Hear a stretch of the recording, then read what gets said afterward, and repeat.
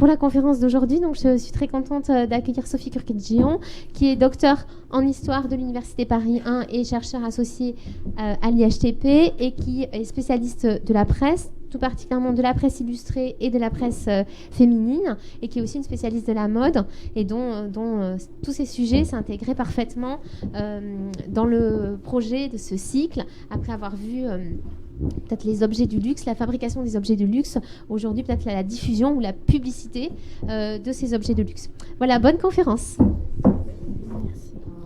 Merci beaucoup pour cette présentation, puis merci de m'avoir invitée. Donc cette communication sur la presse féminine du début du XXe siècle est centrée sur les créations de deux éditeurs de presse, Lucien Vogel et Michel de Brunhoff, que vous pouvez voir sur ce premier slide. Tous deux sont éditeurs de presse féminine et ont notamment lancé la Gazette du Bon Ton en 1912, le Style parisien et les élégances parisiennes pendant la Première Guerre mondiale, et Vogue français ainsi que le Jardin des modes en 1920. Alors pourquoi étudier la presse féminine par l'intermédiaire de ces deux éditeurs ? Bon, le premier argument, c'était mon sujet de thèse, donc c'est évident que je vous présente une partie de ma thèse aujourd'hui, mais c'est surtout parce que ces deux individus ont publié de nombreux journaux de mode qui ont beaucoup compté dans l'histoire de la presse, mais aussi parce qu'ils sont à l'origine de véritables révolutions formelles, de typographie, de graphisme, de mise en page, dont les magazines de mode sont encore aujourd'hui tributaires. Vogel et Brunhoff introduisent de véritables évolutions dans les manières de faire du journalisme, dans les méthodes journalistiques, mais aussi les pratiques photographiques. Ils ont été oubliés, ou du moins ils n'ont pas été reconnus à leur juste valeur dans l'histoire de la presse. On retient davantage Hélène Lazareff, Pierre Lazareff, Jean Prouvost, et on retient moins ces deux hommes, pour des raisons que je pourrais développer après. Mais en tout cas, ce sont deux éditeurs oubliés, alors qu'ils ont été très importants dans la presse de mode de luxe, il faut le préciser, entre 1910 et 1940. Alors, art du superflu, non, déjà je voulais revenir, oui, on abordera leur legs d'une manière chronologique, en mettant en valeur l'originalité de chacun leurs projets éditoriaux, mais en les inscrivant aussi dans l'histoire sociale et économique du XXe siècle, et plus particulièrement dans l'histoire de la mode. Alors, art du superflu ou luxe indispensable, comme s'interroge le titre de l'ensemble des conférences organisées par les Archives de Paris, nous démontrerons pendant cette communication que loin d'être superflu, le journal de mode doit être considéré comme un milieu à la fois économique, social, voire politique, c'est-à-dire comme un agent de transmission socio-culturelle qui construit des habitudes de lecture, construit des habitudes de consommation et qui forge les représentations et les identités collectives. Alors, avant de rentrer dans le vif du sujet, quelques données biographiques pour que vous puissiez situer Lucien Vogel et Michel de Brunhoff. Donc des deux côtés, on a... oui, je vous avais mis les dates de naissance. Lucien Vogel est né en 1886 et Michel de Brunhoff en 1892. Alors des deux côtés, on retrouve l'importance de la figure paternelle. Le père de Lucien Vogel, Hermann Vogel, est dessinateur, caricaturiste. Il travaille pour la presse satirique, mais là aussi la presse pour enfants, la littérature pour enfants. De l'autre côté, on a Maurice de Brunhoff, qui est le père de Michel de Brunhoff, qui est éditeur de livres d'art, qui s'intéresse beaucoup au ballet russe et qui est un éditeur de luxe, de livres d'art de luxe, très important au début du XXe siècle, ou du moins important au début du XXe siècle. Quelques dates. En 1903, Lucien Vogel, qui est issu d'une famille modeste, entre comme apprenti chez Hachette, où il s'occupe de la revue féminine La Vie Heureuse. En 1909, il rejoint ensuite la librairie centrale des Beaux-Arts, pour travailler dans la revue Art et Décoration. Pendant ce temps-là, Michel de Brunhoff, qui est un petit peu plus jeune, lui effectue sa scolarité à l'école alsacienne. Enfin, en 1912, Lucien Vogel lance son propre journal, la revue intitulée La Gazette du Bon Ton, et sous-titrée Art, mode et frivolité. Michel de Brunhoff y est secrétaire de rédaction. Alors, la Gazette du Bon Ton. Le premier numéro paraît le 15 novembre 1912. C'est une revue de petit format qui fait entre 19 sur 24 cm. Elle est composée de 30 à 40 pages, accompagnée à la fin de chaque numéro de planches hors texte ornées à la main au pochoir. On reviendra dessus dans quelques instants. La revue est vendue principalement à Paris. Elle est aussi mise à disposition des clients de la haute couture dans les salons des grands couturiers. Et donc, il s'agit d'une revue luxueuse dont le tirage est évalué à peu près entre 1500 et 2000 exemplaires. On n'a pas beaucoup de données pour évaluer la diffusion de la revue. Et donc, elle s'adresse à une audience restreinte qui est constituée par la clientèle haut de gamme. En 1912, son prix est de 10 francs. Et à titre de comparaison, sachez que le petit écho Lamotte se vend à 10 centimes et que Femina, un exemplaire de Femina se vend à 50 centimes. Donc c'est pour vous donner une idée du prix très élevé de la Gazette du Bon Ton. Par ailleurs, par rapport au salaire moyen de 1910, un numéro de la Gazette du Bon Ton équivaut pour une domestique à 5 jours de travail. Alors la Gazette du Bon Ton ressemble à ça. Alors les images que j'ai ne reflètent en rien la beauté de la revue, à mon avis vous connaissez tous. Donc le premier numéro, donc édité par la Librairie centrale des Beaux-Arts, l'éditeur c'est Émile Lévy. Vogel a travaillé déjà pour lui chez Art et Décoration en 1909, et 4 pages internes du premier numéro. La Gazette du Bon Ton, c'est aussi les pages à la fin de la revue, réalisées au pochoir. On y reviendra ultérieurement. Alors pourquoi lancer une telle revue ? Lucien Vogel est un jeune éditeur, il n'a pas d'atome crochu avec la mode, encore moins avec la presse féminine. Il vient d'une famille modeste, son père est très engagé à gauche, il n'a rien de commun avec cet univers du luxe. Alors pourquoi une revue ? Le premier numéro de la Gazette indique « La Gazette du Bon Ton a l'ambition de renouveler la tradition charmante et illustre des recueils de mode d'antan. Un ton nouveau, avec des moyens nouveaux, veut des feuilles nouvelles. » Alors plus précisément, 2 principales raisons président à la création de la Gazette du Bon Ton. D'abord, Lucien Vogel veut proposer à ses lectrices une revue qui réponde à leurs nouvelles attentes. Il veut en quelque sorte apporter une réponse médiatique aux changements formels que connaît la mode. En effet, en 1912, la mode est balayée par un vent de liberté, si on peut résumer ça comme ça, initié notamment par le couturier Paul Poiret. Et donc ce changement de mode appelle, pour Vogel et pour d'autres, un changement de forme du principal support qui fait la promotion de la mode, c'est-à-dire la presse de mode. De manière générale, il est habituel de voir dans la presse que lorsque des changements importants interviennent dans la mode, les journaux spécialisés évoluent aussi et évoluent avec la mode, évoluent avec le style, avec les modes de vie, avec les demandes des lectrices. Deuxième raison, Vogel, lui, il entend renouveler, moderniser la presse féminine. Ça, c'est quelque chose qui revient de manière récurrente dans ses archives, dans ce qu'il a écrit. Il n'y a pas grand-chose, mais en tout cas, ça, on le retrouve de manière récurrente. Vogel explique que la genèse de la revue, pour expliquer la genèse de la revue, Vogel explique que la Gazette du Bon Ton, sa création, elle a été comme le fruit d'une prise de conscience qu'il a dans les années 10. À cette époque, selon lui, la presse de mode manque d'originalité et n'est plus en adéquation avec son époque. Il explique qu'en 1910, il n'existait aucun journal de mode véritablement artistique et représentatif de l'esprit de son époque. Je songeais donc à en faire un magazine de luxe. Je songeais donc à faire un magazine de luxe avec des artistes véritablement modernes tels que Brissot, Boutten-Monvel, etc. Alors en effet, à la fin du XIXe siècle, juste avant que la Gazette ne soit créée, on note un déclin de la presse féminine. Après un XVIIIe siècle qui voit naître la presse féminine, le XIXe siècle constitue pour la presse féminine, une période de large développement, à la fois quantitatif, une période de large développement. Néanmoins, si la presse féminine se diversifie, bénéficiant de la modernisation de ses moyens de fabrication et de l'apparition de quelques réclames, et donc corollairement d'une baisse de son prix de vente, la presse féminine est aussi victime de son succès. Pour produire plus, les éditeurs ont recours à des procédés de reproduction moins onéreux, et c'est cette utilisation de moyens de production moins onéreux qui vont contribuer à la détérioration de la qualité des gravures de mode à la fin du XIXe siècle.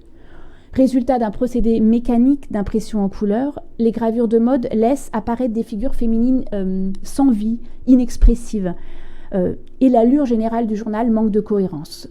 Plusieurs personnes sont chargées, certaines sont chargées des mains, des bras, d'autres du visage, donc on a un manque de cohérence dans les illustrations. Et on a des formats qui s'agrandissent, on a des textes qui diminuent, et on a des illustrations, conseils pratiques, tout se mélange, et on voit que le journal perd de sa cohérence, de son homogénéité, et on voit qu'il n'y a pas vraiment de réflexion dans la mise en page des journaux. Les illustrations n'ont plus rien d'artistique à la fin du XIXe siècle, et ne poursuivent qu'un but informatif, commercial, et ne visent plus la représentation artistique du vêtement. Parallèlement, à cette même époque, à la fin du XIXe siècle, les premiers essais photographiques ne sont pas concluants. La première photographie de mode plus précisément une représentation réalisée à partir d'une photographie, apparaît dans l'art et la mode en 1880. La photographie se développe en 1890 grâce aux progrès techniques réalisés dans les journaux La Mode Pratique et Les Modes en 1900. Néanmoins, ces essais ne sont pas probants et donc ils ne permettent pas de renouveler l'illustration de mode. Donc d'un côté, on a des dessins qui sont de moins en moins élégants, moins en moins détaillés et précis, et une photographie qui ne peut pas remplacer cette production de dessin. Donc Lucien Vogel, il arrive à ce moment-là, et son parti pris, ça va être donc de renouveler la presse illustrée en s'inspirant des revues du XVIIIe siècle, qu'il juge de très haute qualité, en s'inspirant de leur style, tout en se saisissant aussi des nouveaux enjeux artistiques du début du XXe siècle, que l'on peut résumer sous l'appellation Art déco. Donc il vise dans sa revue ce qu'on pourrait appeler un équilibre entre inspiration historiciste et une dimension moderniste entre guillemets.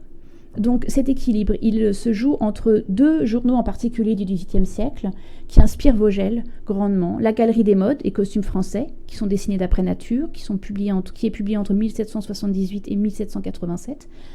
Vogel va travailler à la réédition de cette revue en 1911. Donc on voit que c'est une influence directe parce qu'il travaille à sa réédition et il va s'inspirer de la revue, de la manière de publier des planches hors texte, d'utiliser des couleurs vives, ce qu'on voit peut-être un petit peu en haut, et aussi des légendes au style un petit peu ironique.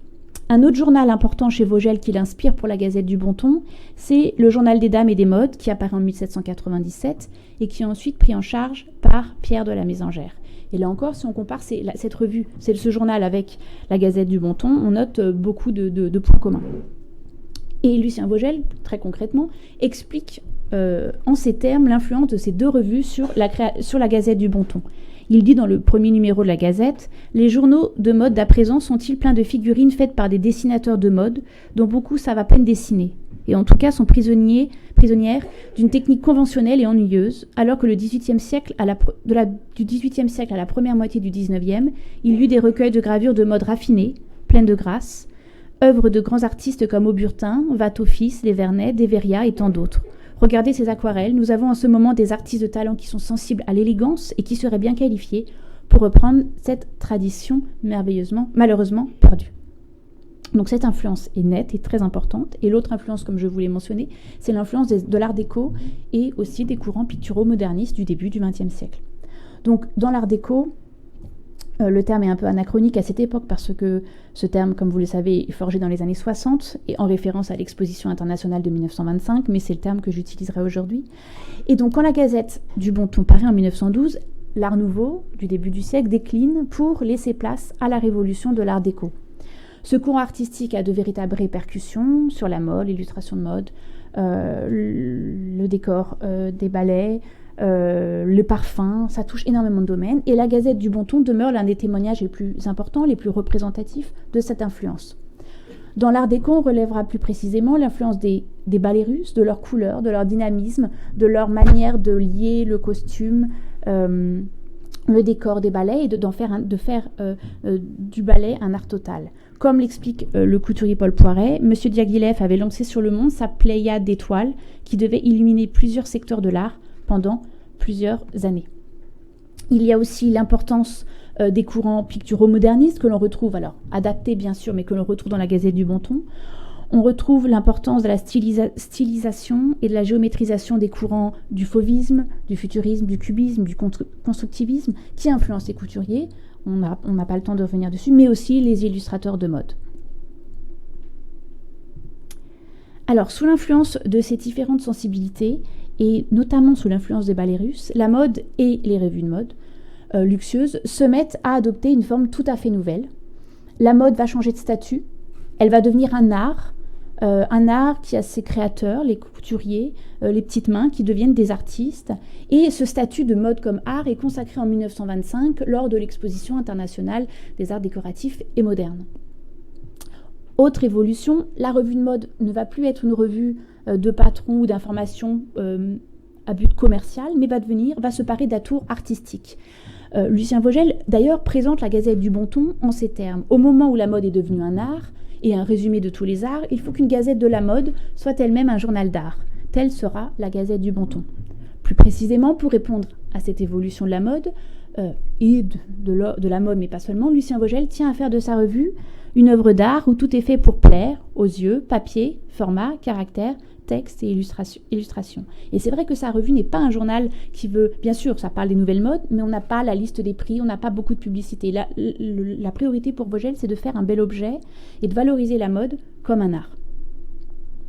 Alors, avant l'initiative de Vogel, le couturier Paul Poiret avait posé dès 1908 les jalons de cette révolution artistique dans l'illustration de la mode. En 1908, Paul Poiret, qui veut faire évoluer la mode, et on a parlé de ce vent de liberté, pour illustrer ses nouvelles collections, engage Paul Iribe, un artiste qui gravigue totalement en dehors de la mode, pour illustrer ses robes. Le résultat de la collaboration entre Poiret et Iribe prend la forme d'un album intitulé « Les robes de Paul Poiret », raconté par Paul Iribe, que vous voyez actuellement agrandi dans l'exposition aux arts décoratifs pour ceux qui l'ont déjà vu. Les planches qui vont illustrer les robes de Paul Poiret sont gravées, coloriées au pochoir et, comme vous pouvez le constater, largement expressives. Elles laissent éclater les couleurs, celles des ballets russes. Paul Iribe, qui n'y connaît rien à la mode à cette période-là, va jeter les fondements de ce qui va devenir la nouvelle illustration de mode du début du XXe siècle. Et va lancer les fondements à l'origine du Révolution que Vogel va reprendre à son compte dans la Gazette du Bon Ton. 3 ans plus tard, Paul Poiret va prolonger cette idée de faire appel à des gens extérieurs à la mode pour illustrer ses collections. Et il va commander à un autre dessinateur, Georges Lepape, un autre album, Les choses de Paul Poiret vues par Georges Lepape, afin d'illustrer sa collection de 1911. À nouveau, les planches sont coloriées au pochoir, dont 2 sont rehaussées d'or et d'argent. Et là encore, on voit des figurines très ciselées, très précises, très colorées. Et ce sont des illustrations qui tranchent totalement avec ce qu'on pouvait voir dans les autres journaux, l'art et la mode pratique féminin. C'est vraiment une rupture dans la presse féminine. Alors, l'apport de Paul Poiret est significatif pour l'histoire de la mode, vous le savez tous, mais aussi pour l'histoire donc de la presse de mode. La Gazette du Bon Ton va s'inscrire dans le sillage de la révolution graphique initiée par Paul Poiret. Et grâce à la richesse, à l'efficacité visuelle des gravures de la Gazette du Bon Ton, mais aussi à sa durée de parution. La Gazette paraît entre 1912 et 1925, avec une interruption entre 1915 et 1920. La revue de Vogel apparaît comme l'une des plus emblématiques de cette révolution de l'illustration. En cela, on peut dire que Vogel assoit véritablement la révolution que connaît la presse féminine, la presse de mode, au début du XXe siècle. D'ailleurs, la Gazette du Bon Ton va inspirer de nombreuses autres revues, telles que Le Goût du Jour, Les Élégances de Paris, Mode, Art, Frivolité, La Mode Parisienne, La Guirlande du Mois et Falbala et Franfreluche. Vogel réussit à exporter ce qu'on pourrait appeler un style Gazette du Bon Ton ou bien encore une patte Lucien Vogel, comme l'expliquent ses collaborateurs. Alors, si Vogel est le pivot de cette révolution, la Gazette du Bon Ton est devenue ce qu'elle est devenue aussi et peut-être surtout grâce aux dessinateurs qui travaillent pour le journal. Ces dessinateurs, un peu comme Paul Iribe, sont complètement étrangers au domaine de la couture et de la mode. Et ce qui est intéressant, c'est que Vogel fait appel à ces dessinateurs parce qu'ils ont un regard nouveau sur la mode et vont projeter un regard original, et en tout cas qui va trancher avec la production de la presse, des autres titres de presse. Ces dessinateurs-là vont s'imposer comme des artistes et non pas comme des techniciens, comme c'était souvent le cas dans la presse, dans les autres types de presse. C'était des techniciens qui reproduisaient des motifs à la chaîne. Eux s'imposent comme des artistes. Ils sont d'ailleurs très exigeants. Ils ont des conditions de travail très, très exigeantes. Et donc, eux se veulent des artistes et vont donc tirer profit du caractère protéiforme de l'art déco pour réaliser les illustrations de la Gazette du Bon Ton. Ils vont s'inspirer de la tradition des beaux-arts, des arts plastiques, mais aussi des arts appliqués, du mobilier, l'orfèvrerie, la verrerie, des textiles. Vogel les présente ainsi: les artistes les plus exquis composeront pour elle, la Gazette, leurs pages les plus délicieuses. Ces inventeurs de chefs-d'œuvre qui ont fait la mode française, l'admiration et l'envie de l'univers lui réserveront la primeur de leur création. Alors, qui sont-ils, ces dessinateurs ? Au début de la Gazette, on en a 8. Il s'agit de Georges Barbier, Paul Iribe, Georges Lepape, qui sont devenus très connus après, Charles Martin, André Marty, Bernard Boutet de Monvel, Pierre Brissot et Jean Bénard. Par la suite, l'équipe va s'étoffer et va compter aussi Léon Bakst, ponctuellement, Jacques Brissot, le frère de Pierre Brissot, et occasionnellement Raoul Dufy, Paul Meras, Guy Arnoux, Louis Strimpel, Étienne Drian, ou encore Benito. Donc pour vous donner un aperçu, on voit très bien que chaque illustrateur a un style bien particulier, et au bout d'un certain moment, on reconnaît tout à fait la patte de chaque artiste. Donc ces illustrations qui ont des couleurs très vives et qui sont magnifiques à regarder, représentaient soit des tenues qui existent, qui ont été produites par les couturiers, soit des tenues totalement inventées par ces dessinateurs. Tout ça, cela montre bien qu'ils se veulent avant tout des inventeurs, des artistes, et ils vont avoir leur propre vision de la mode, donc souvent fantaisiste, totalement originale. Et on voit que souvent, Vogel, c'est son parti pris. Il leur demande: vous devez représenter une partie de tenues qui existent, qui vont être produites et vendues, et vous avez aussi la liberté d'en créer une certaine quantité qui seront le fruit de votre imagination. À tel point qu'à l'époque, on se demande qui crée la mode. Est-ce que ce sont toujours les couturiers, ou est-ce que les dessinateurs ne peuvent pas jouer un rôle dans la création de la mode, avec leur création un petit peu originale que vous pouvez voir ici. Donc là, ce sont les créations de Georges Le Pape. Ici, beaucoup plus géométrique, beaucoup plus neutre, les représentations de Bernard Boutet de Monvel. Quand il va pendant la guerre au Maroc et il reproduit le Maroc, on retrouve ce même style très épuré. Georges Barbier, aussi, qui est très important. Pierre Brissot, là aussi, il a un style que l'on reconnaît très facilement. Et les derniers que je vous ai mis, ce sont ceux d'André Marty. Donc, plusieurs dessinateurs qui sont emblématiques de la revue. D'autres personnalités importantes du journal, de la revue, ce sont les écrivains et les journalistes. Vogel tient à faire de sa revue quelque chose qui rend compte des actualités, des mondanités, donc il fait appel à des journalistes tels que Henri Bidou, Émile Henriot, Jean-Louis Vaudoyer, Jean Giraudoux, Francis de Miomandre, Edmond Jaloux, Pierre Macorlan, donc on retrouve des grands noms, et des gens qui vont participer à la revue, principalement parce que ce que Vogel va leur demander, c'est pas une chronique sur les nouvelles modes, c'est une chronique plutôt sur l'air du temps, sur la société du début du XXe siècle. Et quand on lit les textes, on voit beaucoup d'ironie. On voit que ces auteurs vont accorder beaucoup d'importance à l'expression de leurs textes. On a un style très fleuri, très coloré. On a des expressions enlevées. On voit qu'il y a beaucoup d'ironie dans les textes. Et ils ne se préoccupent pas de mode, en fin de compte. Ils en parlent forcément, mais c'est plutôt qu'est-ce que la mode dit de la société, qu'est-ce que la mode dit de l'élite à cette époque-là, comment est la société, comment elle évolue, est-ce qu'elle est vouée à disparaître ou à continuer comme elle est. Donc c'est plutôt un air de vivre. Et quand vous lisez la revue, c'est même, voilà, on sourit tellement c'est bien écrit. Alors, au-delà même des artistes, comment publier une telle revue qui se veut une œuvre d'art, qui se veut un petit objet dont on peut encadrer les feuilles à la fin.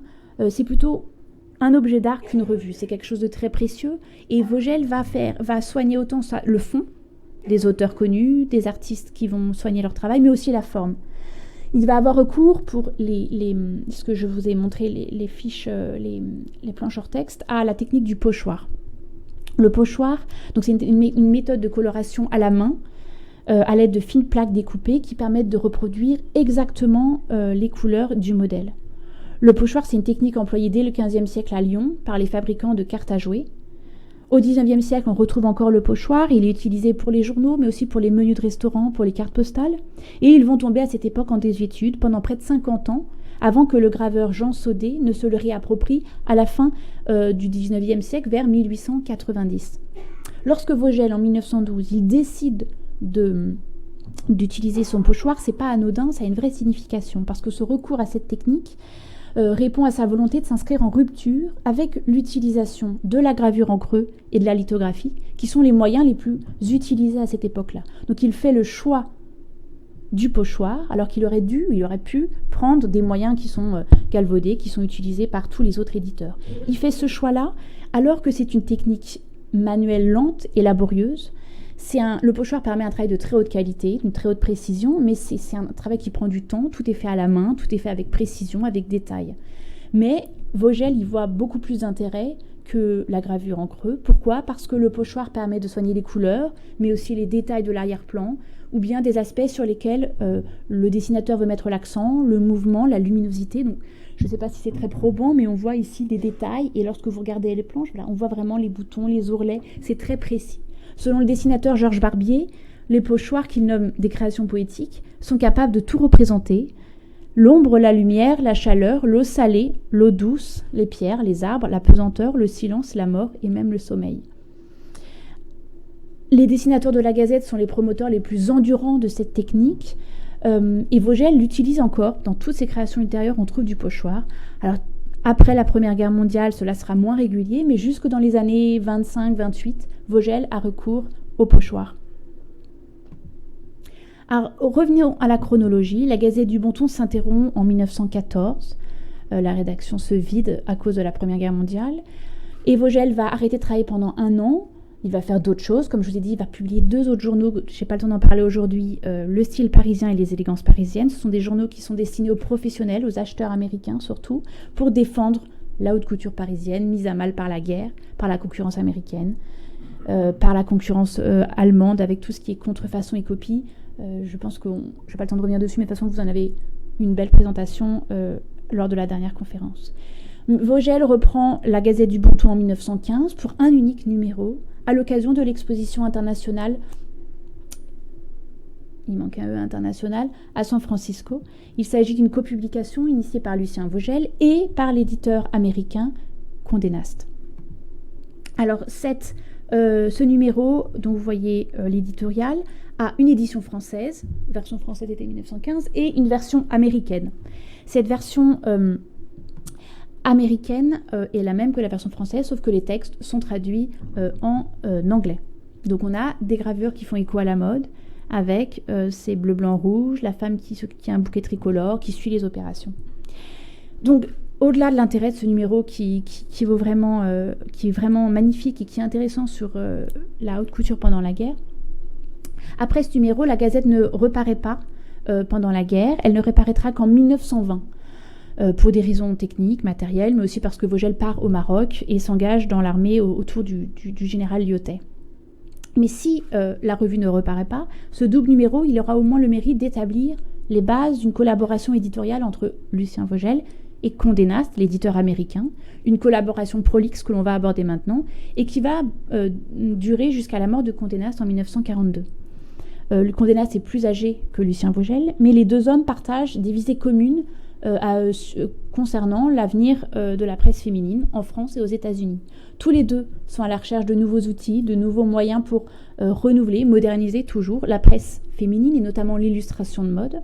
Et tous les deux aussi rêvent ou envisagent d'internationaliser leurs périodiques et de ne pas les cantonner soit à l'Amérique, soit à la France, mais de diffuser à l'international leurs créations. Alors Condé Nast, en quelques mots, pour vous situer l'homme, donc Condé Nast commence des études de droit. Bon, il est né à New York le 26 mars 1873. Il fait des études de droit avant d'emprunter la voie de l'édition commerciale. Et en 1897, il devient le directeur de la publicité. C'est important parce qu'il accorde une très haute importance à la publicité et au revenu de la publicité, au Collier's Weekly. En 1909, il va acheter le périodique féminin Vogue, donc il n'est pas à l'initiative de ce magazine qui existe depuis 1892. Il va l'acheter en 1909 et d'une petite gazette, il va en faire un magazine luxueux qui s'adresse exclusivement à la femme et à l'élite. Donc il va transformer un journal qui n'a pas trop d'importance en Vogue, ce qui va devenir Vogue dans l'entre-deux-guerres. Très tôt, Condé Nast met en place une stratégie d'expansion internationale de Vogue. Il publie Vogue anglais en 1916 et tout de suite, il veut publier une version française parce que la haute couture est française, parce que les couturiers sont à Paris, parce que le cœur de l'art et de la mode est à Paris. Donc il veut une édition française, mais la guerre va retarder ses projets. Il a un bureau à Paris où il a ses journalistes, son équipe new-yorkaise qui se rend régulièrement à Paris pour faire des rapports sur les collections, mais il a un bureau, voilà, mais pas une édition française. Donc la guerre retarde son projet, mais en 1915, comme on l'a mentionné, il va rencontrer Vogel à l'exposition internationale de San Francisco. Ils vont travailler ensemble sur leur coédition de la Gazette du Bonton. Donc ils se rencontrent à ce moment-là, et donc il ne peut pas publier le Vogue en France, mais il va utiliser ces années de guerre pour se rapprocher de Vogel, se rapprocher du marché français, contacter des artistes qui pourraient travailler pour Vogue en France, et donc il va utiliser, si on peut dire, la guerre pour préparer son implantation future en France. Déjà, de 1916 à 1919, Condé Nast va employer les dessinateurs de la Gazette du Bonton pour travailler à Vogue à New York. Les dessinateurs français sont en pause, si l'on peut dire, à cause de la guerre, et donc ils répondent oui à Condé Nast et vont travailler pour Vogue à New York. La première couverture du Vogue anglais, que vous voyez ici, est réalisée par un dessinateur français, Georges Lepape. Donc on voit qu'il y a les deux hommes, Vogel et Condé Nast, vont se rapprocher progressivement. Chacun a un intérêt, bien sûr. Après la guerre, le 15 juin 1920, Condé Nast peut enfin sortir Vogue français, non seulement parce que la guerre est derrière eux, parce que les conditions matérielles sont meilleures, mais aussi parce qu'il connaît le marché de la presse française, il connaît les dessinateurs qu'il va contacter, il sait quelle équipe journalistique sur laquelle il va pouvoir compter. À cette époque, Vogue français constitue le premier média écrit mondialisé. C'est le premier magazine qui va s'internationaliser, non pas avec l'édition américaine qui est vendue en France, mais avec une édition proprement française, proprement anglaise, et une édition allemande en 1928 qui ne va pas durer longtemps. Donc c'est vraiment intéressant de noter que Condé Nast, il a une vision de l'international, une expansion internationale qui est avant-gardiste à cette époque-là. C'est une démarche qu'on retrouvera, mais dans les années 1980, quand la presse féminine, les magazines Elle, va s'internationaliser. Donc 1980, on voit que Condé Nast est très en avance, ou en tout cas en avance sur son temps. Comme l'explique Gilles Fayel, après la guerre, l'avènement de la téléphotographie et les progrès du journalisme de reportage suscitent un développement de la presse magazine dans tous les domaines de l'actualité. Signe des temps, un magazine de mode américain, Vogue, publie une édition française dès 1920. Donc en effet, 1920 marque un tournant dans la presse féminine française. Autre élément important à noter, c'est que Condé Nast ne va pas seulement exporter un titre, il va exporter un genre de presse, un format de presse, le genre ou le format magazine, qui est différent de la Gazette du Bon Ton par exemple, et qui est différent des autres journaux de mode qui existent en France. Ce format se caractérise par une manière particulière de concevoir la forme du magazine, mais aussi sa finalité, son objectif. Donc quelques couvertures de Vogue qui sont pas très belles, mais les premières couvertures de Vogue en France en 1920. Alors le format magazine de Vogue. Donc l'entre-deux-guerres représente une période charnière pour l'essor de ce type de presse. Ce genre magazine n'est pas entièrement nouveau, il n'apparaît pas du jour au lendemain, il est issu de la presse illustrée qui existe et qui se développe depuis le milieu du XVIIIe siècle. Mais le format magazine va se développer à cette époque, dans l'entre-deux-guerres, grâce à deux facteurs, l'un social et l'autre technique. Technique, car le développement de l'héliogravure permet de reproduire davantage de photographies et des photographies de meilleure qualité, ce qui va concourir à faire du magazine un bel objet, élégant et soigné. Social, car l'évolution des modes de vie après-guerre, comme le souligne Gilles Fayel, contribue largement à segmenter le public et à convaincre les éditeurs de la nécessité de lancer des magazines qui s'adressent à un public très précis, les femmes, les jeunes, les fans de cinéma. Donc on retrouve ce format magazine dans la presse de mode, mais aussi dans la presse jeunesse avec le journal de Mickey. On le retrouve dans la presse de sport, avec Match, dans la presse de cinéma. Et donc on voit que c'est un format qui va concerner presque tous les genres de journaux. Alors en France, ce type de presse se développe grâce à ces facteurs sociaux et techniques, mais aussi et surtout peut-être grâce ou sous l'influence de l'Amérique et celle de Condé Nast. En effet, le fait que Condé Nast exporte son format de presse magazine n'est pas anodin. C'est vraiment en exportant son format magazine qui va aussi révolutionner la presse féminine. Lucien Vogel et Michel de Brunov vont se faire le relais de cette influence. Ils vont aider Condé Nast à installer Vogue français sur le marché de la presse française dès 1920, mais aussi ils vont publier dès le 21 octobre 1920 un autre magazine qu'on va aborder, Le Jardin des modes, qui s'inspire de Vogue, qui est différent, on y reviendra, mais donc tous les deux vont se faire le relais de ce format magazine. Ce ne sont pas les seuls, mais en tout cas ils ont un rôle très important. L'histoire de Vogue français est très vaste, donc je vous propose ces deux temps dans l'histoire de Vogue français.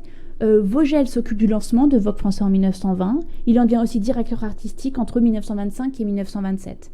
Après cette période-là, il va s'engager en politique, il va quitter la presse féminine pour créer le magazine Vue, et il va donc s'engager à gauche, et il va un peu oublier la presse de mode pour se consacrer à la presse illustrée politique et engagée. Donc c'est pour ça qu'après sa fonction de directeur artistique, on le retrouve un peu moins dans la presse féminine. Par contre, Michel de Brunov, qui est donc plus jeune et qui a un rythme de professionnel un petit peu décalé, va prendre la rédaction de Vogue français en 1929 et il va conserver sa fonction de rédacteur en chef jusqu'en 1956. Alors, quels sont les débuts de Vogue français à Paris ? Alors, Vogue français, étant donné qu'il est d'origine américaine, il va importer de fait en France un format, des règles de fonctionnement et des objectifs américains. Et c'est pour ça qu'on peut parler des débuts américains de Vogue français.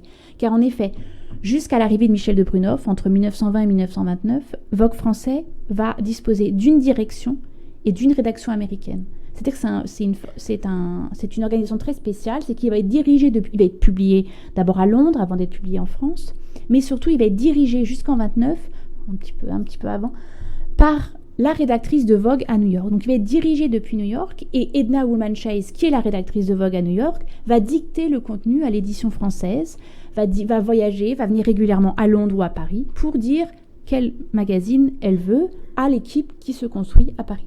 Donc une direction américaine, une rédaction américaine, new-yorkaise plus précisément, et aussi un financement américain. Condé Nast met en place une stratégie commerciale particulière pour Vogue et qu'il va exporter aussi dans Vogue français.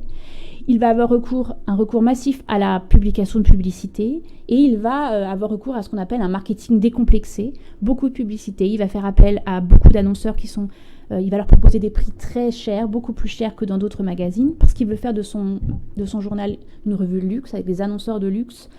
Et il va avoir un recours à la publicité beaucoup plus important qu'en France, parce qu'en France, on a un recours à la publicité, mais qui est beaucoup moins systématique.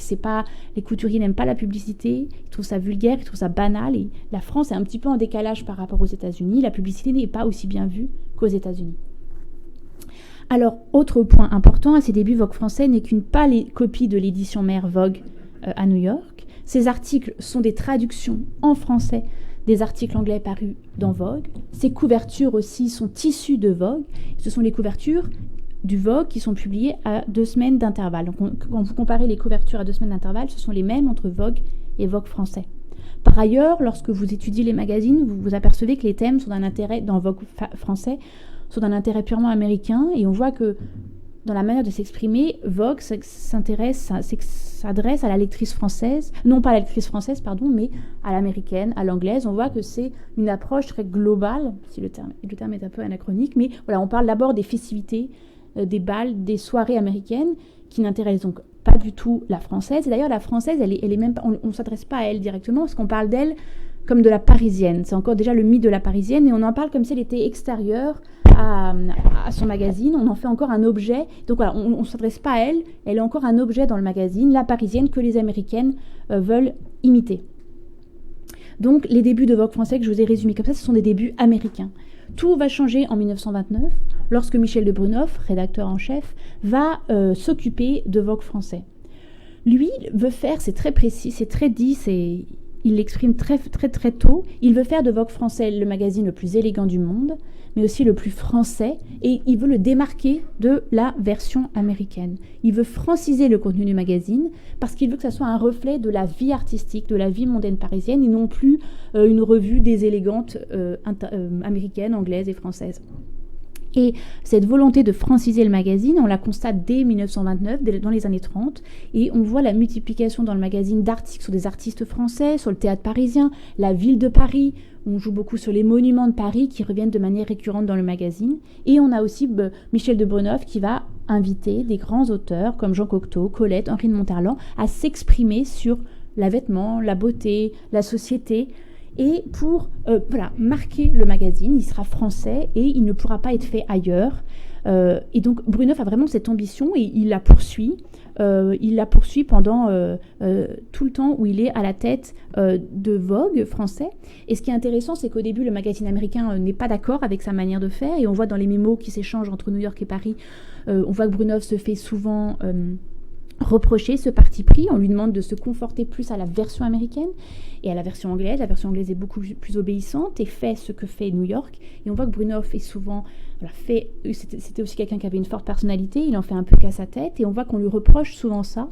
Mais en 1937, lorsque Condé Nast vient à Paris et constate de visu le magazine, voit la vie artistique française, il félicite Brunoff et le remercie en fait d'avoir donné ce tournant au magazine, et il le remercie et lui demande de continuer ce tournant français. À la même époque, une des journalistes américaines qui vient souvent à Paris pour regarder l'édition française, Bettina Wilson, elle est souvent à Paris, et en 1936, Condé Nast lui demande de revenir en France, de revenir à New York, et elle dit dans sa biographie, parce qu'il avait envie de me rafraîchir mon point de vue, qui se francisaient de jour en jour et qui étaient trop français, trop parisiens, qui n'étaient plus américains. Donc on voit, alors bien sûr cette notion d'américanisation, elle est très floue et il faudrait la discuter beaucoup plus précisément, mais on voit que c'est quelque chose qui est très important à l'époque. Le modèle français, le modèle américain, est-ce qu'une version française détenue par Condé Nast peut devenir indépendante? Et on voit en fin de compte qu'il n'y a pas une américanisation totale. On voit que Brunoff a une marge de manœuvre, qu'il arrive à imposer ses reportages. D'ailleurs, souvent Condé Nast reprend des reportages tout faits sur Paris, sur les mondanités françaises, et les publie tels quels dans le magazine américain. Donc on voit qu'il y a une marge de manœuvre qui est respectée aussi par l'éditeur. Ensuite, pour vous donner un aperçu de Vogue, j'ai choisi de vous parler des deux grandes caractéristiques de Vogue français à cette époque-là, comment il va se marginaliser des deux autres revues. Alors, deux points importants que l'on retrouve pendant toute l'entre-deux-guerres, c'est l'importance donnée à la promotion de la femme moderne, entre guillemets, via les articles et la publicité, et aussi le développement de la photographie de mode. Vogue français joue un grand rôle dans le développement de ce médium dans l'entre-deux-guerres. Alors, la femme moderne est détaillée, décrite et présentée notamment par les articles, mais aussi par les publicités. Et dès 1920, on voit que Vogue va devenir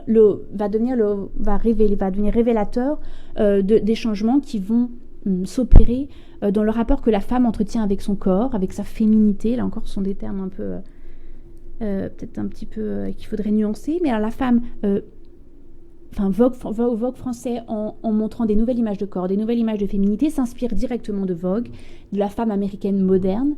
Et parce que cette femme américaine moderne devient un modèle, et les magazines américains sont très enclins à exporter ce modèle, à exporter les produits cosmétiques qui vont avec. Et donc, Vogue français va récupérer ce modèle de femme américaine un peu plus émancipée, un peu plus moderne. Et on voit que les articles et les publicités dans Vogue français légitiment de nouvelles pratiques dans l'après-guerre liées à une nouvelle esthétique du corps féminin qui passe, bien sûr, par l'achat de nouveaux produits de beauté et qui va s'incarner dans la figure de la garçonne. Vous connaissez tous, donc je ne reviens pas dessus, le roman de Victor Marguerite qui fait scandale en 1922. Et Vogue français, voilà, on voit vraiment un écho à cette figure de la garçonne. Et c'est ce parti pris de promouvoir la femme moderne. On va voir qui fait du sport, qui a les cheveux courts, qui va s'émanciper sur le plan du corps au moins. On voit que cette démarche, elle est plutôt bien accueillie par les lectrices françaises parce que l'émancipation vécue pendant la Première Guerre mondiale, une émancipation professionnelle, une émancipation de corps principalement, ne peut se vivre après la guerre que dans la mode et la beauté. En tout cas, c'est ce que les magazines veulent leur faire croire. Et non pas dans la sphère sociale, dans la sphère politique, puisque dès 1918, les femmes qui ont travaillé pendant la guerre sont priées de reprendre leurs fonctions de mère, d'épouse, et ne peuvent plus occuper les activités qu'elles ont occupées pendant la guerre, dans les trains, à la poste, dans les usines. On leur demande de rentrer chez elles, et leurs maris reprennent leur place. Donc la beauté et la mode leur sont présentées comme la seule sphère où elles peuvent être libres, où elles peuvent devenir autrement, modernes, et du coup être plus libres qu'avant la guerre. Alors vous allez me dire, ça cache quelque chose dont on est encore tributaire aujourd'hui, mais en tout cas, on voit que les magazines, tout le marketing et la rhétorique publicitaire est là dès 1920. On leur vend un modèle qui est l'idée de modernité est libérateur. C'est-à-dire que si vous devenez moderne en vous maquillant, en vous coupant les cheveux, vous allez devenir libre. Alors on peut en parler et en débattre, mais c'est vrai que cette démarche est là très tôt en 1920. Cette nouvelle féminité donc, va se caractériser par une silhouette renouvelée, un nouveau rapport au corps, mais aussi des pratiques nouvelles, le sport, la fréquentation des instituts de beauté. Alors je précise bien que cette révolution, elle touche à peu près toutes les couches de la société. Les femmes aussi des classes modestes vont se couper les cheveux, mais les instituts de beauté et le sport, c'est surtout pour l'élite, parce que avoir le temps d'aller dans les instituts de beauté, avoir l'argent, c'est quand même très... Voilà, c'est pour une toute petite partie encore de la population. Ce qui est intéressant de noter, c'est que l'avènement du genre magazine dans l'entre-deux-guerres et les changements formels du magazine, les photographies qui apparaissent dans la presse féminine, correspondent presque mimétiquement à ces changements sociaux, culturels et même esthétiques qui ont cours dans, entre guillemets toujours, la vie des femmes. En effet, aux nouveaux canons de beauté, aux nouveaux modèles féminins correspondent de nouveaux magazines, de nouveaux journaux féminins. Aux gazettes du début du XXe siècle, comme la Gazette du Bon Ton, succèdent dès 1920 les magazines où la photographie de mode remplace progressivement le dessin, le pochoir, comme la figure de la garçonne succède à l'élégante de la Belle Époque. Donc on voit un parallélisme, donc comme je le disais au début de la communication, à des changements esthétiques correspondent des changements éditoriaux, des changements formels.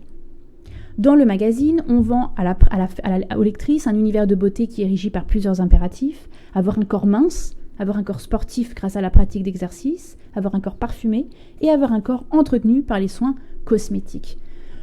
Les publicités et les articles sont très nombreux sur les nouveaux soins capillaires, les produits de toilette, le rouge à lèvres, les fards, le parfum, les crèmes dépilatoires, mais on parle aussi de la chirurgie esthétique et on voit que toute cette rhétorique dans les années 60, où on a beaucoup critiqué cette rhétorique publicitaire, est déjà présente à cette époque-là. Et les diktats de jeunesse, de minceur, le diktat de séduction, il était très connu, mais la minceur et la jeunesse sont vraiment prédominants à cette période-là. Alors, quelques clichés pour vous montrer donc beaucoup la beauté, à la conquête de la maigreur, de l'importance d'être belle. Donc la beauté est la clé pour réussir dans la société. La séduction, et souvent on trouve des textes, rien n'est plus plaisant que de plaire aux hommes, rien n'est plus plaisant que d'être jolie, et il ne faut pas avoir toujours le même visage, il faut changer, il faut ne pas hésiter à se maquiller différemment. Donc on voit tout ce marketing publicitaire qui se développe. On a aussi l'importance des marques américaines ou des marques cosmétiques dirigées par des femmes d'affaires, Elisabeth Arden, Lena Rubinstein, donc énormément. Et donc on les présente comme des femmes scientifiques qui sont à l'origine de véritables révolutions dans les soins de beauté. Et c'est à la fois une image de femme, une image de businesswoman. C'est aussi un modèle de femme qui accompagne les lectrices dans leur découverte de l'univers. Donc on a plusieurs sphères médicales, techniques, affectives qui sont liées, qui concourent à faire du magazine un objet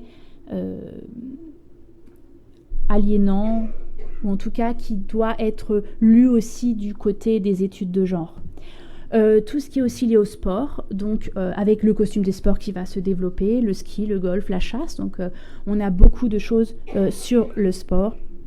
Donc beauté, sport sont les deux grands leitmotifs du magazine. Autre point, et je me dépêche parce que j'aimerais aborder aussi le jardin des modes, la photographie. Donc la presse magazine se caractérise par l'importance de la photographie à cette époque.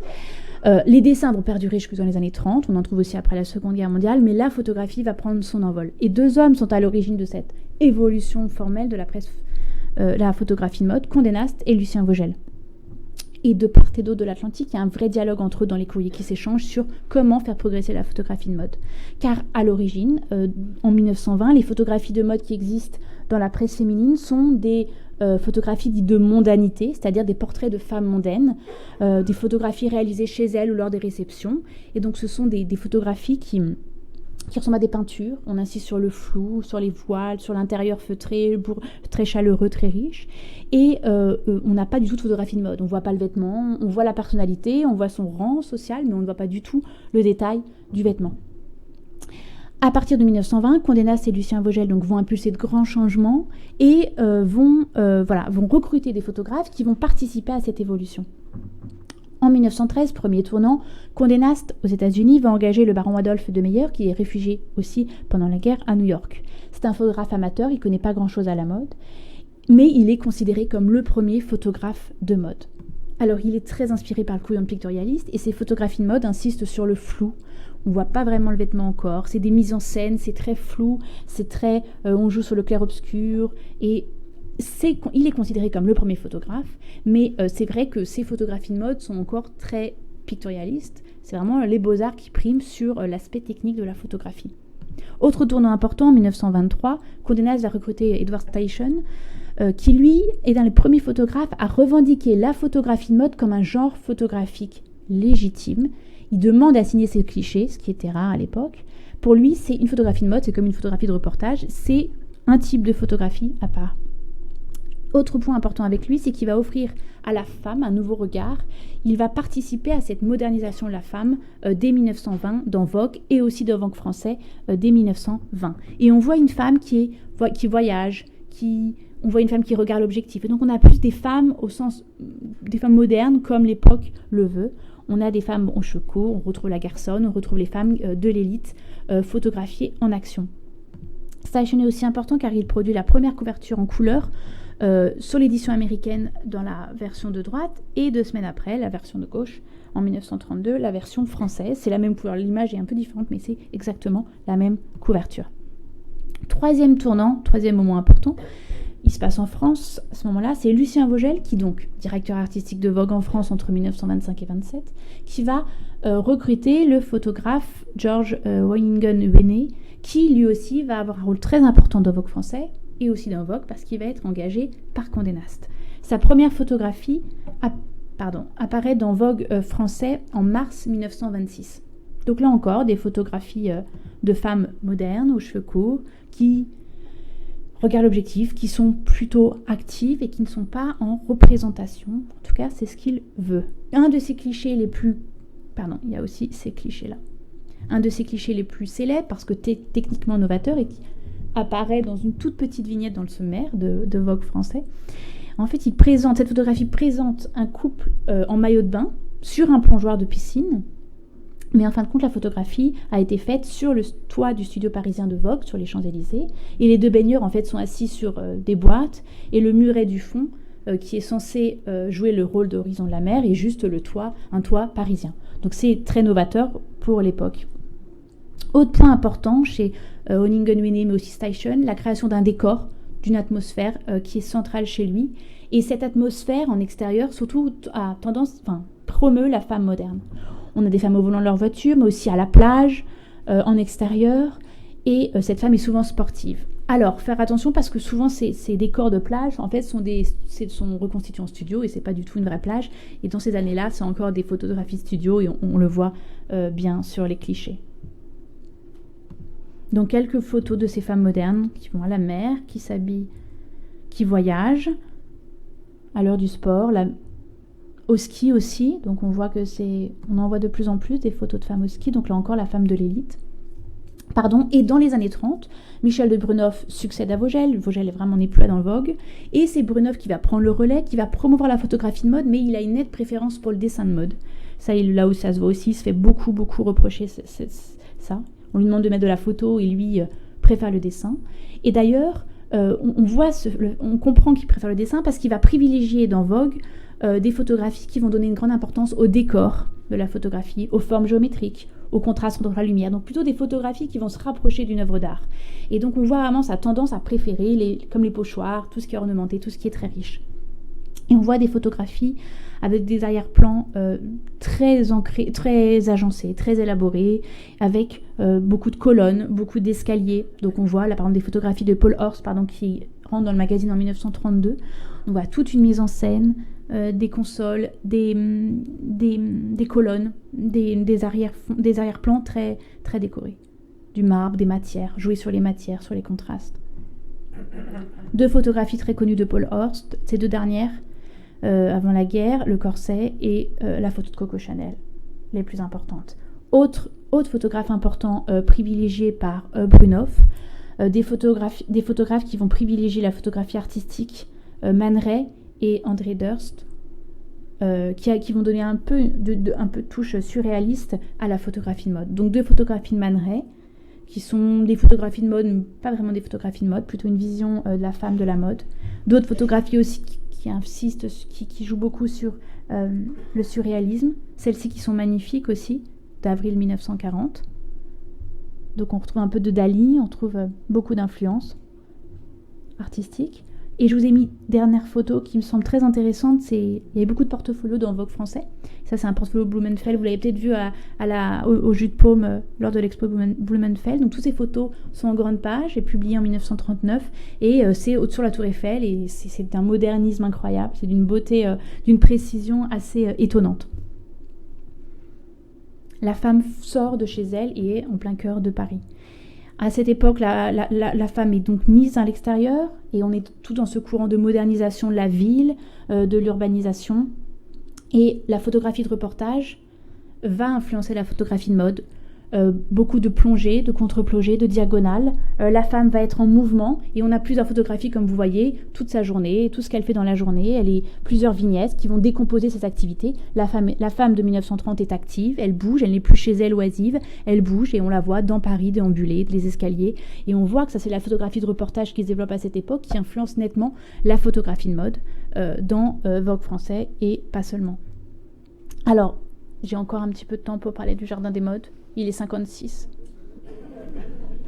quelques minutes. Alors, très rapidement sur le Jardin des modes. Le Jardin des modes, il est créé par Vogel le 21 octobre 1920. Il s'appelle d'abord l'Illustration des modes. Il va être racheté par Condé Nast. Là encore, on voit que c'est une même histoire, une même famille. Vogel en est le directeur jusqu'à sa mort en 1954, tandis que Michel de Brunoff en est le rédacteur en chef. Le numéro est vendu à 2,50 francs en 22, à 3 francs en 1925. Le Jardin des modes, ça ressemble à ça. Ce qui est intéressant, parce qu'il y aurait aussi beaucoup de choses à dire, c'est que le Jardin des modes se veut une revue hybride. Vogel vient de la Gazette du Bon Ton, la revue élitiste. Il vient de Vogue français, une revue élitiste. Mais à cette époque-là, indéniablement, ça joue. Il s'engage à gauche, il va publier Vue, il va s'engager... il va se rapprocher des positions communistes, il va s'engager contre le fascisme, il va s'engager pendant la guerre d'Espagne. Donc il a un engagement social qui ne peut pas ne pas compter pour Jardin des modes. Et c'est pour ça qu'il va se rapprocher des idées de justice sociale, d'égalité entre citoyens. Et donc il veut faire de son magazine un magazine qui ne s'adresse plus à l'élite, mais un magazine qui va s'adresser aux femmes de la moyenne bourgeoisie qui a moins de moyens que l'élite. Et donc lui, il explique, je veux la formule nouvelle d'un magazine de luxe réellement pratique. Donc ça paraît très contradictoire d'être un magazine de luxe mais aussi pratique. Mais on voit que c'est un vrai projet qu'il va essayer de suivre pendant toute l'histoire du Jardin des modes. Donc à la fin des années 30, il va avoir du mal à gérer ça parce qu'il veut un subtil équilibre entre luxe avec beaucoup de photographies élégantes, les mêmes photographes que Vogue, mais en même temps beaucoup de conseils, beaucoup de patrons, beaucoup de petits conseils pour faire ses vêtements soi-même. Donc on voit que c'est un équipe qui va être difficile à tenir. Mais il veut toucher un plus grand lectorat que Vogue. Et pour vous donner une idée, Vogue français, qui se vend à 20 000 exemplaires à cette époque, son lectorat se contraste avec celui du Jardin des modes, qui se vend lui à 90 000 exemplaires et qui va même aller jusqu'à 172 000. Donc on voit un magazine qui s'adresse à une plus grande, à une population plus large. Jardin des modes aussi veut répondre à la démocratisation de la mode. Cette classe émergente, elle va avoir accès à la mode parce que la mode se démocratise, même si cette démocratisation est relative, mais la mode va être plus facilement accessible grâce à la copie, grâce à la confection, même si elle n'est pas encore de très bonne qualité. Mais en tout cas, cette démocratisation de la mode est prise en compte par Vogel, qui le dit lui-même. Son magazine doit être utile à ses lectrices. Les dessins doivent être les modèles dessinés doivent être faciles à porter. Il faut de nombreuses pages en couleur. On veut la précision sur les tissus. On veut vous donner des renseignements qui vont vous être utiles pour les femmes qui ont un certain budget pour leur toilette et qui ne peuvent pas le dépasser. Donc, je passe sur la démocratisation. Donc, on voit que dans le Jardin des modes, on a beaucoup de services, Vogel appelle les services, à l'adresse de l'ouvrière, surtout de la classe moyenne, la bourgeoisie, petite et moyenne bourgeoisie. Et on a plusieurs services. En 1920, le service d'information qui s'empresse de répondre à toute demande, d'adresse, de conseil et de directive. On a un service de commission aussi qui va commander des tissus pour les femmes, qui va leur faire leurs commandes. On a le service de commission, c'est 1922. On a un service de patron aussi et on a un service de fiches de cuisine en 1932. Donc vous voyez qu'on a aussi cette envie de s'adresser à une plus grande partie de la population. Cet aspect pratique va s'amplifier avec les années et Vogel va publier des suppléments au Jardin des modes. La lingerie et les ouvrages en 29, donc on a aussi la crise de 29 qui va passer par là, les patrons en 1930, les tricots, la layette en 31, et donc des ouvrages de patrons, de conseils qui sont très pratiques, et soyons pratiques ainsi que chic et pratique en 1933. Alors vous me direz, ces patrons sont quand même beaucoup plus chers que ceux qu'on trouve dans les petites écoles de la mode, certes, ils sont beaucoup plus chers, mais ça a quand même traduit une volonté chez Vogel de s'adresser à une autre catégorie sociale. Ces revues, on voit la publicité pour tous ces suppléments dans la presse française généraliste. Comment il équilibre ce côté pratique ? Vogel, il va publier des photographies de mode élégantes, les mêmes qui sont dans Vogue français, parce que c'est la même équipe, c'est les mêmes photographes, et donc il va profiter de la production pour Vogue pour les publier dans le Jardin des modes. Donc il peut arriver à son dosage entre revue luxe et revue pratique. Donc là encore, dans les années 20, on a des photographies mondaines qui ne sont pas très utiles pour comprendre l'histoire de la mode à cette époque. On a les mondaines à Longchamp, à Deauville, à Saint-Moritz, c'est pas le plus intéressant. Dans les années 30, on a un développement qualitatif de la photographie, quantitatif aussi, grâce au photographe Maurice Tabar, les mêmes que Vogue, Paul Horst et George Honningen-Huene. Donc la première couverture de Huene en juin 28, et celle-là, c'est la première photographie en couleur de 1933. D'autres photographies en couleur qui sont intéressantes, de Paul Horst en 1932, des photographies en couleur qui sont de belle qualité lorsque vous regardez le journal. C'est vraiment des photographies au Luxembourg qui sont très belles. Là aussi, on a des photographies qui vont témoigner des canons de la modernité. Les femmes conduisent leur voiture, se déplacent, sont au cœur de la ville. elles conduisent leur voiture, elles sont en mouvement, c'est plus du tout statique. On a des femmes qui font du sport aussi, qui partent en voyage. Vous allez me dire, c'est très posé, mais en tout cas, elles sont dynamiques. On a aussi des photographies artistiques avec André Dress, les mêmes que dans Vogue. Et donc, des photographies, mais à la fin des années 30, le magazine est en crise. Vogel ne s'en occupe plus vraiment. Et le magazine a tendance à se transformer en vraiment revue de patron, revue de conseil, et perd un peu de son élégance. Parce qu'en fin de compte, l'époque aussi a cette tendance de faire un magazine plutôt familial, plutôt de conseil. Et donc, l'équilibre de Vogel ne sera plus en balance à cette époque-là. Et on voit que le Jardin des Modes est un petit peu critiqué pour son aspect ouvrage de dame, pas très élégant et qui a perdu de sa superbe. Donc Vogel va devoir retourner au Jardin des Modes en 1937-1938 et va reprendre le Jardin des Modes. Et il va décider d'insister sur le côté pratique. On est de toute façon avant la Seconde Guerre mondiale, il le dit lui-même dans ses lettres, il ne pense pas que le magazine pourra repartir, mais donc il va décider d'insister sur le côté pratique, et on le voit à certains articles, par exemple Soyez souple et mince en 1936, il y a un film transparent sur les magazines qui permet de voir la lingerie des femmes sous leurs robes, et ça c'est vraiment Vogel technicien qui va inventer des choses plutôt avant-gardistes à l'époque, aussi le vestiaire féminin interchangeable, vous pouvez essayer la jupe avec une blouse un peu différente. Et donc il préfère insister là-dessus que sur le côté élitiste. Vogue est là pour ça, et donc il va insister là-dessus, sur ces petites trouvailles qui rendent quand même le magazine assez ludique.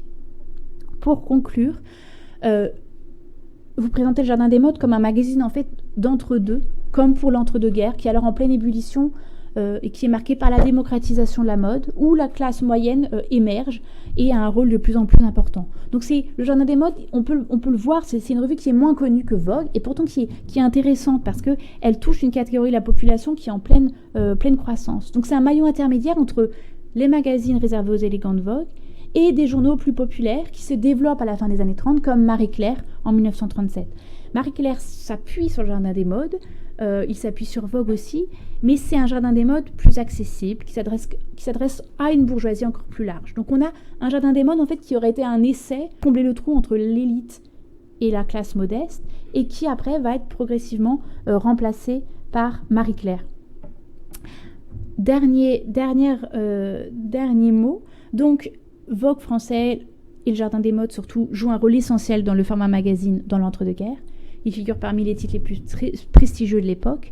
Et comme l'écrit l'historien Gilles Fayet, à la veille de la Seconde Guerre mondiale, l'énorme succès de ces titres magazines condamnait les autres magazines féminins ou d'actualité à se réformer ou à disparaître.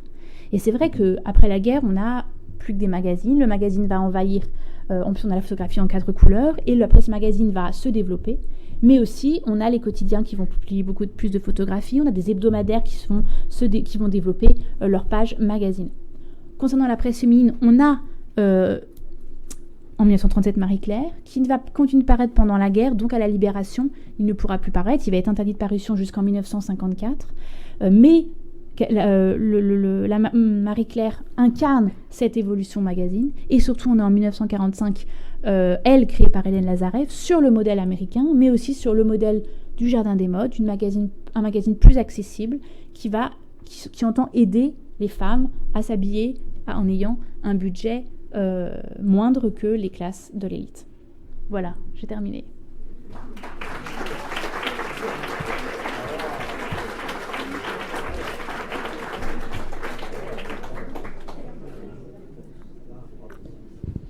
Merci beaucoup pour cette présentation. Donc la salle est invitée à poser des questions. Je fais circuler le micro. Comme je le rappelle, comme les conférences sont enregistrées, les questions sont enregistrées aussi. Donc merci de parler dans le micro, même si vous pensez que vous avez la voix qui porte.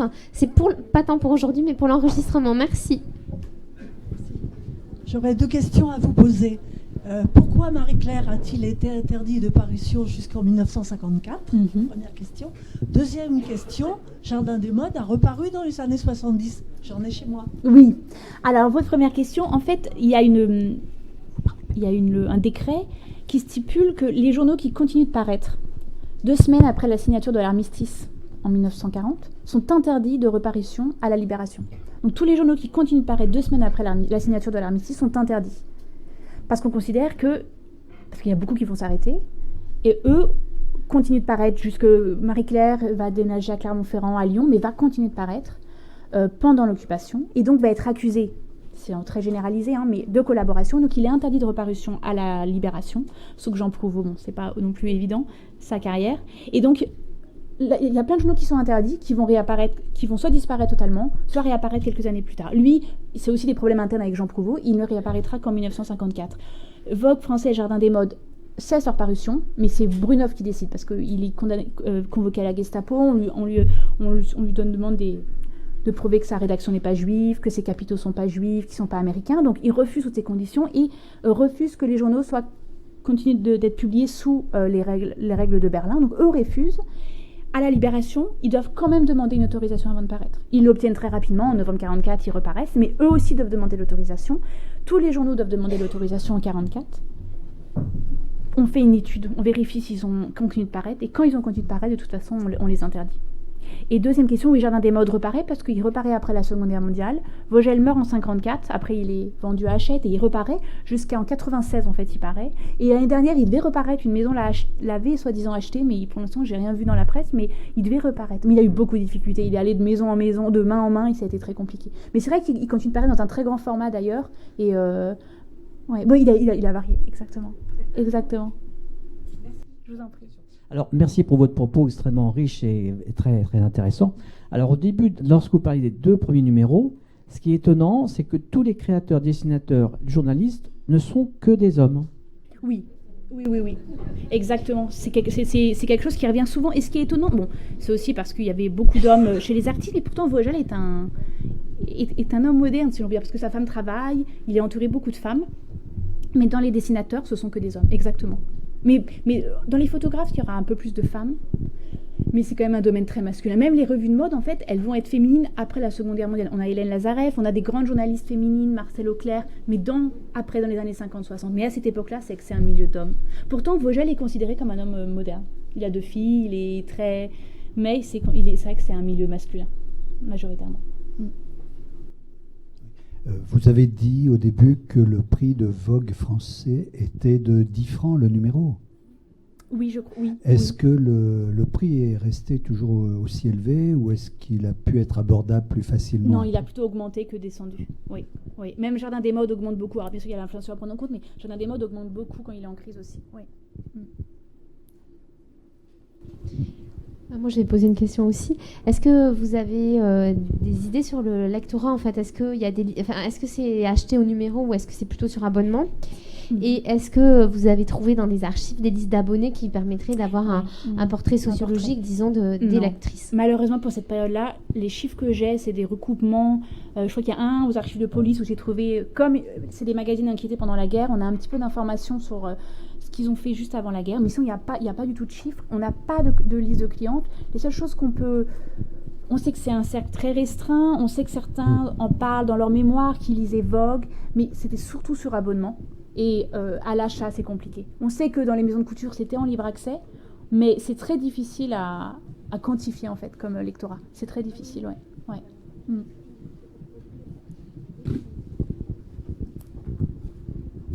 Bruno, y a-t-il un rapport avec Babar? Oui, exactement. C'est la même famille. Oui, en fait, Brunov, c'est une grande famille, et Babar, c'est le frère de Michel de Brunov, et ensuite son neveu qui reprend Babar. Et les premiers Babar sont édités dans le Jardin des modes, d'ailleurs, en 1933 et 36. Et on a c'est Jardin des modes qui promeut Babar dans la presse féminine. Oui, c'est la même famille. En fait, c'est vraiment une famille d'artistes. Ils sont tous fait les beaux-arts. Ils sont tous, parce qu'on a d'autres membres de la famille Brunov qui s'illustrent dans la presse, dans les ballets russes. C'est vraiment une famille d'artistes. Ça se voyait dans l'illustration. Oui, exactement. Oui. Puis Maurice de Brunov, le père à l'origine, était très... il édite les programmes de Diaghilev, les ballets russes. On voit que c'est des gens qui avaient... L'image est omniprésente et ils accordent à l'illustration beaucoup plus d'importance que le texte. Dès le début du XXe siècle, les programmes des ballets russes, qu'il avait l'exclusivité, Maurice de Brunov, dans la publication des ballets russes, c'est orné de frises dorées. Ils sont sur Gallica. C'est incroyable. C'est vraiment tout mettre sur l'illustration plutôt que sur le texte. Bonjour, vous nous avez montré des dessins d'artistes, Iribe, Le Pape, etc. Oui. S'inspirait-il de dessins de Paul Poiret et de couturiers, ou pourquoi est-ce que ces couturiers qui devaient commencer par des dessins avant de créer des robes, n'ont pas pensé eux-mêmes à publier leurs croquis, comme on le fait aujourd'hui. Enfin, Saint-Laurent l'a fait, ou maintenant n'importe quel couturier reproduit ces dessins comme des œuvres. Donc pourquoi s'en remettre à des artistes? Et ces artistes utilisaient-ils au départ des dessins de couturiers, où vous nous avez présenté presque comme des créations d'artistes? Est-ce qu'ils copiaient des robes? Est-ce qu'ils copiaient des choses? Ou est-ce qu'après ces artistes ont influencé la mode de Paul Poiret, par exemple? Oui, c'est une vraie question, parce qu'en fin de compte, au début, ils sont très anonymes et ils prennent beaucoup d'ampleur. Et apparemment, dans ce qu'on lit, ce sont des gens qui ont des grandes personnalités qui imposent leur style. Donc, ils ne s'inspirent pas des couturiers, des dessins. Ils créent eux-mêmes. Et on voit vraiment que c'est quelque chose... L'Amérique n'aime pas trop leur personnalité parce que ce sont un peu des capricieux qui créent leur propre style. Et c'est pour ça que se pose la question de est-ce que le couturier est vraiment à l'origine de la mode, ou est-ce que l'artiste de la Gazette ne joue pas un rôle aussi? Parce qu'avec leur composition un peu féerique, onirique, un peu inventée, ils jouent un rôle dans la mode, surtout à l'époque des ballets russes. Donc non seulement ils créent leur propre dessin, ils s'inspirent, à moins qu'un jour des archives nous le prouvent, mais c'est leur propre création à eux. Vogel leur donne une très grande marge de manœuvre, parce que dans les quelques archives que j'ai retrouvées, ils ont l'idée générale, voilà, c'est des robes, et ils dessinent ce qu'ils veulent, ils choisissent la couleur, et dans les petits brouillons, dans les esquisses qu'ils envoient à Vogel pour le choix final, c'est très, voilà, j'ai fait ça, je vous laisse le choix de la couleur entre jaune et orange, et donc on voit que eux donnent leur directive à Vogel. Ils sont à l'initiative du dessin, de la couleur, de la forme. Et parce qu'ils sont étrangers à la mode, Vogel apprécie beaucoup ça. Parce que forcément, ils vont avoir un regard différent. Pas des techniciens, ils vont s'inspirer du cubisme, ils vont s'inspirer des ballets russes. Et donc, Vogel apprécie beaucoup ça. Et il y a une petite concurrence, que chaque couturier est associé à un dessinateur. Alors, je ne les ai plus en tête, mais chaque couturier, Poiret, Paquin, c'est des binômes comme ça. Et on sent, il y a un peu de concurrence, parce que qui est l'inventeur de la mode? Est-ce que c'est le dessinateur ou le couturier? Je voudrais juste revenir sur le tandem Vogel-Bruneuf pour le Jardin des Modes en tant qu'éditeur de livres d'enfants. En fait, je suis venue exprès pour ça et j'aimerais savoir si vous pouvez éclairer non seulement les premiers albums de Babar, là on a compris la relation puisque Bruneuf est l'oncle, on pourrait dire, de Babar, mais il y a eu aussi un livre en tissu par Françoise Seigne-Bosque, je travaille sur cet artiste en ce moment, qui faisait partie, paraît-il, de l'équipe du Jardin des Modes en tant que dessinatrice, mais là je n'ai pas pu identifier. Et un autre livre par Maurice Tranchant, Je jongle avec les chiffres. Ces livres sont des raretés qui coûtent dorénavant fort cher pour les amateurs. Pouvez-vous nous dire qui de Vogel ou Bruneuf était à l'origine de ces quelques très rares livres d'enfants, puisqu'il y en a eu fort peu? Bruneuf, même voilà. Si je ne suis pas spécialiste, mais Bruneuf, indéniablement, parce qu'il a ce vrai souci, c'est une famille, bon c'est autre chose, mais alsacienne, ils travaillent tous en famille, il y a toute cette tradition de travail en famille, et Bruneuf prend à cœur de faire travailler ses frères. Quand son frère Jean de Bruneuf, créateur de Babar, meurt, il va aider le fils de Jean à reprendre Babar, et donc c'est Bruneuf qui va aider à faire publier Babar, à faire ce que ça va devenir Babar. Il va aider à la création de ces livres-là. Donc, c'est les livres dont vous me parlez, c'est Bruneuf. Parce que Vogel, oui, je ne vous ai pas précisé que Vogel, il épouse la sœur de Michel de Bruneuf. C'est tellement évident pour moi, je suis désolée. Ils sont beaux-frères, pardon, j'aurais dû commencer par là. Il épouse la sœur de Bruneuf. Vogel, il est très proche de la famille, mais ça reste un électron libre, surtout qu'il va s'engager en politique. Celui qui fait le lien avec la famille, c'est Bruneuf, indéniablement. Oui. Bien. Oui, mais je regarderai si j'ai pas d'informations sur ces livres-là dont vous me parlez, si je veux pas retrouver la journaliste du Jardin, parce que j'ai fait une petite liste et je regarderai. Alors, ça m'intéresserait d'autant plus que dans le Paris Soir Dimanche tenu par les Lazareff, je retrouve, à mon grand étonnement, les premières planches de Babar en noir et blanc, ainsi que d'autres planches de grands illustrateurs de l'époque dont on ne sait pas quel était le lien. À quelle époque vous avez retrouvé? Alors, c'est avant la Seconde Guerre mondiale. D'accord. Et certains de ces titres ont été repris bien plus tard par des éditeurs de livres d'enfants. Donc là encore, les chercheurs... J'ai trouvé cette mention de publication de planches en noir et blanc, parce que Vogel veut les réutiliser pendant la Seconde Guerre mondiale quand il est à New York. Donc il y a peut-être un lien à... Je regarderai. Voilà, si vous permettez, je viendrai vous voir. Oui, bien sûr.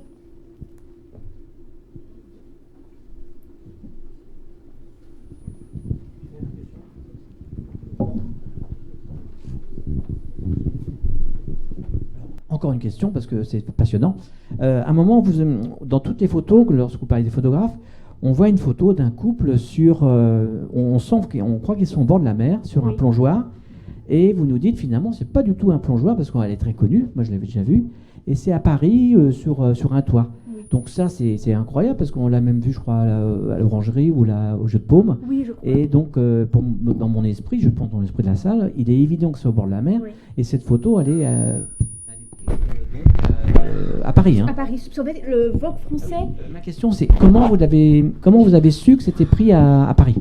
Alors, oui, et juste, je voulais vous préciser que Vogue français, en fait, est l'un des premiers magazines qui a un studio de photographie de mode sur les aux Champs-Élysées. Enfin, les bureaux de Vogue français sont sur les Champs et ils ont leur studio là. Ça, c'est pas moi qui l'ai découvert, c'est des historiens américains qui l'ont découvert. Parce qu'eux ont des archives que nous n'avons pas. Et ils ont découvert ça parce qu'il y a beaucoup de reconstitution d'extérieur en intérieur. C'est très compliqué à voir. Et là, je suis totalement d'accord avec vous que c'est très difficile à nuancer, à déterminés, mais ils ont accès à des archives, parce que les archives Condé Nast à New York sont très précises et il y a beaucoup de choses. Et ils ont travaillé sur les archives pour reconstituer ça. Mais c'est vrai qu'on dirait un horizon de la mer. Mais c'est les archives qui ont dévoilé le secret. S'il n'y a pas d'autres questions, je vous remercie encore beaucoup. Merci beaucoup. Et à la salle de son attention et de ses questions précises. Merci.